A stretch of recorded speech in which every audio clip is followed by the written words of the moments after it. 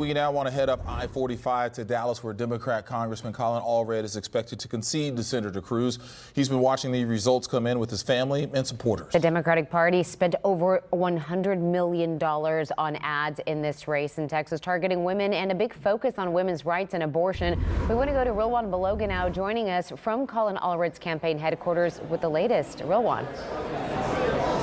Yeah, Daniela, Keith, as you mentioned, we're still waiting to hear from the congressman himself at this point. I'll tell you, when NBC News, which has screens up behind us here, called the race for Senator Ted Cruz, there were a lot of boos in this room, really mood shifting here after that race was called by NBC. And shortly thereafter, the crowd here really started to dwindle down as people were leaving. About 2 hours ago is when things started to dwindle. You can feel that mood shift in the room as the night progressed. Now, Democrats had hoped Allred would be the candidate to flip the Senate seat blue, mentioning, as you said there earlier, spending millions of dollars on ads trying to convince their supporters to come out for Allred. Now, polling leading up to Election Day had the separation between Allred and Senator Ted Cruz roughly around 5 percentage points. Now, we know Cruz taking victory as NBC News calls the race for him, but before that race was called, there were several speakers who came to the rally to rally up the crowd, that is, including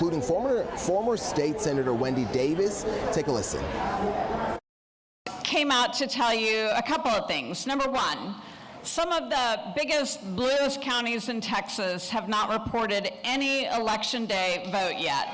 So we are a long way from knowing what the results are in this race between Colin Allred and Ted Cruz.